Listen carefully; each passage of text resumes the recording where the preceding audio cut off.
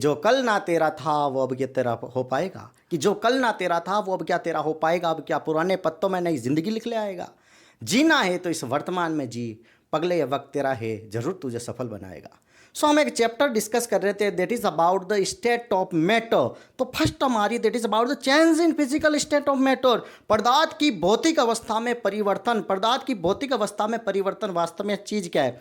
ये कह रहा है matter can change from one state to another when it heated और कूल्ड। किसी भी पदार्थ को जब हम गर्म करेंगे या ठंडा करेंगे ये अपनी अवस्था स्टेट चेंज करता है। कैसे समझो, अगर आपने फ्रिज से आइस बर्फ निकाला, बर्फ को अगर गर्म किया तो पानी बन जाएगा, और पानी को और ज़्यादा गर्म किया तो भाप बन के उड़ जाएगा। क्लियर है।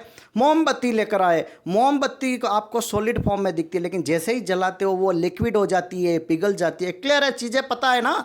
That is the change in physical state of matter. Physical state ऐसे ही चेंज होती है। छह तरीके से हम डिस्कस करेंगे। फर्स्ट है दैट इज मेल्टिंग, सेकंड है दैट इज फ्रीजिंग, ठीक है, हिमकरण, थर्ड है दैट इज इवापोरेशन, वाष्पीकरण, फोर्थ हो गया that is condensation, fifth one है दैट इज सब्लिमेशन, उदरपातन, और सिक्स वन है दैट इज डिपोजिशन, निक्षेपण। इनको वन बाय वन हम सारा डिस्कस करेंगे। 2 से 3 टर्म यहाँ पर डिस्कस कर लेते हैं, फिर नेक्स्ट स्लाइड में और डिस्कस करेंगे।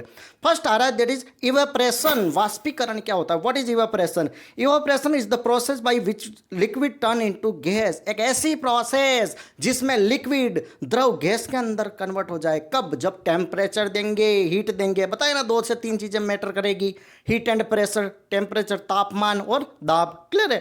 तो अब आपने देखा होगा कि बड़े बड़े समुद्र है, वहां पर सनलाइट आती है, सूर्य की रोशनी आती है, धीरे धीरे इनका वाष्पीकरण होता है, इवापोरेशन होता है, तभी तो बादल बनते हैं ऊपर जाकर। क्लियर है।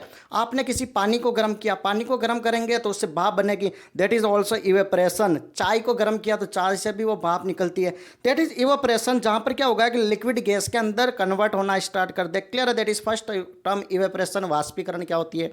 सेकंड हम बात करते हैं that is about the melting. Melt होना, पिघलना, गलना। कह रहा है कि melting is a process that turn solid into liquid.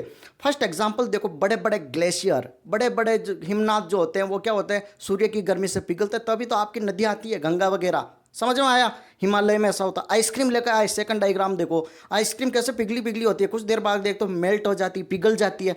That is also melting process. यहाँ पर सॉलिड फॉर्म में थी लेकिन वो लिक्विड में कन्वर्ट हो रही है। Chocolate, Dairy Milk, Silk fridge में जमी हुई है, बाहर निकाली, कुछ देर बाद पिघल जाएगी, मेल्ट हो जाएगी, सॉलिड से लिक्विड फॉर्म में आ गया। बटर चीज़ लाते हो ना, कितना मस्त होता है, एकदम चौकोर सा, लेकिन कुछ देर बाद वो अपने आप मेल्ट होने लग जाता है। जैसे ही तवे पे रखा तो अपने आप मेल्ट हो जाता है। तो सॉलिड से लिक्विड फॉर्म में जो कन्वर्ट हो रहा है that is melting. Now third है that is about the freezing. Freezing होता है दैट इज हिमीकरण। क्या होता है, हिमीकरण मतलब फ्रीजिंग, फ्रीज करना, जमना। फ्रिज में कोई चीज़ रखते हो आइस बॉक्स में तो जमना स्टार्ट हो जाता है ना।